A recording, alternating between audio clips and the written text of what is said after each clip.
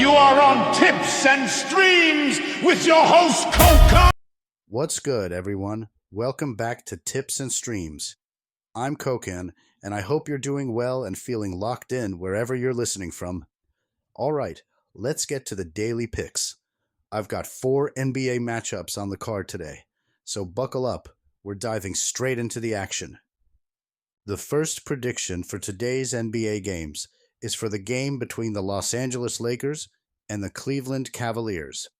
When I look at this matchup in Cleveland, I see a game that looks simple on the surface, but gets far more interesting once you peel back the layers.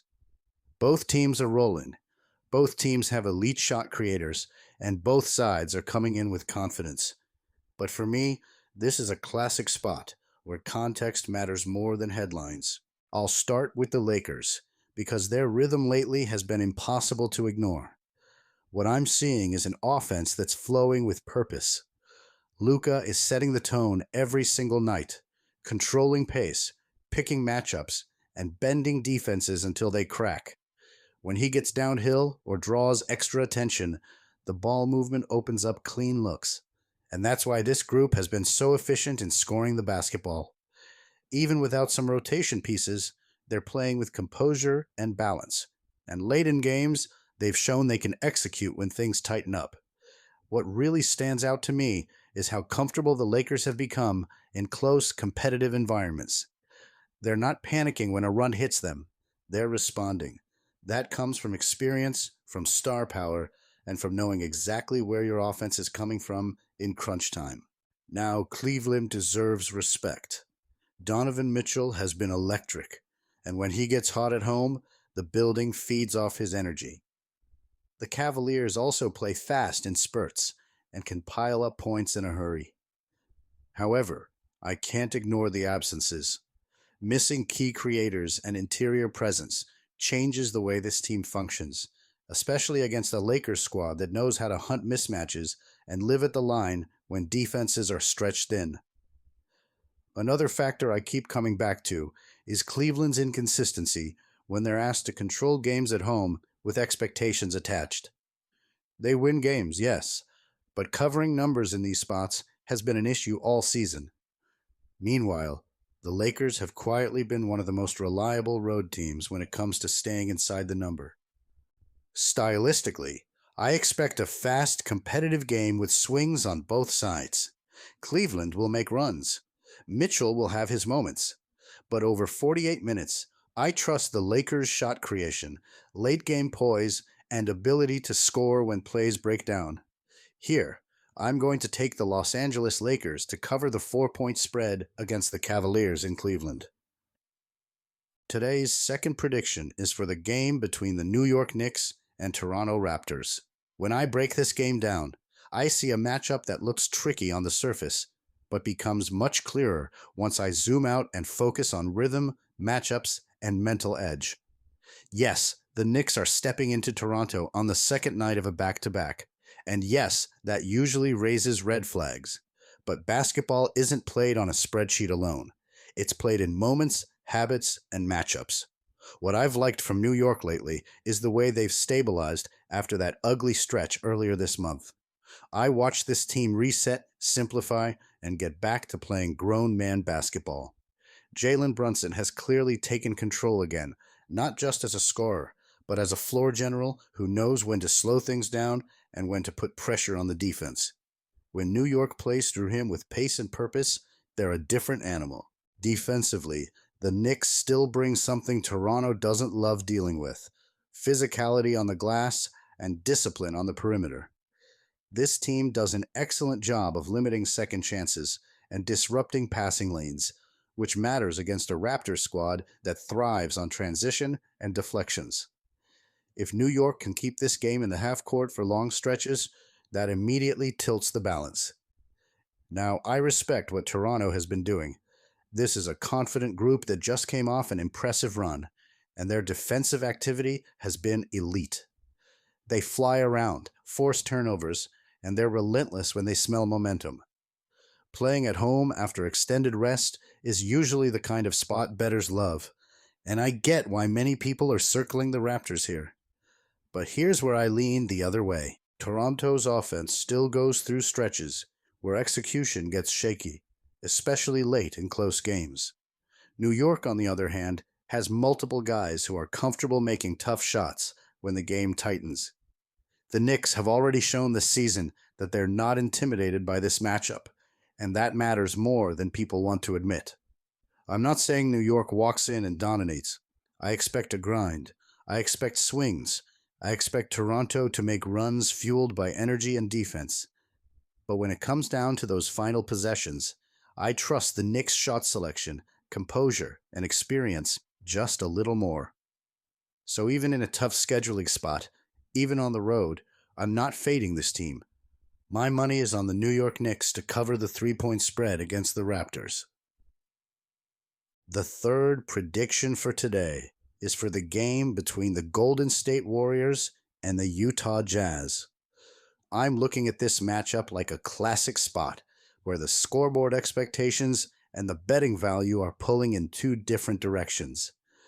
Golden State is the bigger name, they're sitting higher in the West, and with Stephen Curry expected back in the mix, the first instinct is to say, all right, bounce back game. But I'm not here to bet instincts. I'm here to bet the number, the situation, and the way these teams are actually trending right now. Let's start with what I can't ignore. Utah has been struggling badly, and the record makes it loud. They've won only 3 of their last 16, and they're coming in on a back-to-back after taking another hit against the Clippers. They flashed early in that one, defended their tails off in the first quarter, built a lead, then the game flipped hard in the middle. That pattern matters because it shows the Jazz can still bring energy early, but sustaining it for 48 has been their problem. Now here's the twist. Golden State hasn't been exactly trustworthy away from home, and they've been dealing with real lineup turbulence. That ugly loss in Minnesota wasn't just a normal defeat. It was an offensive faceplant, and it came in a spot where they rested key guys. So yes, the Warriors should look fresher tonight, but I'm not racing to lay a big number with an older, banged-up group that has been inconsistent on the road and is still missing key bodies. Jimmy Butler is out. Jonathan Kuminga is out. Seth Curry is out. And even with Curry expected back, there are still question marks on other rotation pieces. From Utah's side, the injury list is just as important for the spread angle. Walker Kessler is out. Georges Niang is out. And Keontae George is not expected to go. That hurts. And if you're telling me Lauri Markkanen is also out, then I'm not pretending Utah is suddenly better than Golden State. They're not. But spreads aren't about who's better. They're about how a game is likely to play out possession by possession. And this is where I plant my flag. Utah at home has been a different kind of pesky when they're catching a big number, especially in these rest disadvantage spots. The trends pointing to Utah keeping games within the spread are strong. The Warriors have struggled to cover in this building after a road loss, and they've also had issues covering in this division on the road. Meanwhile, Utah has shown they can compete against the number, even when the schedule is working against them. The way I see it, Golden State can still win this game, but a win and a comfortable double-digit cover are not the same thing. If Curry comes out firing, the Warriors probably control the game. But control doesn't always mean separation, especially if Utah plays with early juice, gets downhill, and turns it into a grinder where Golden State has to earn every clean look. I'm picking the Jazz to cover the 11-point spread against the Warriors in Utah. I'm taking the points because this feels like a stay-close script, not a runaway. Today's last prediction is for the game between the San Antonio Spurs and Houston Rockets. When I break down this matchup between San Antonio and Houston, I don't see a simple home versus road situation. I see two teams that already know each other well, two defenses that travel, and a game that is going to be decided in the margins, not by highlight runs, but by discipline, pace control, and late game execution. I've watched these two go at it twice already, and both games told a different story. Each team protected its own floor. Each team found a way to impose its identity, and neither matchup was decided easily. That matters to me because familiarity removes randomness.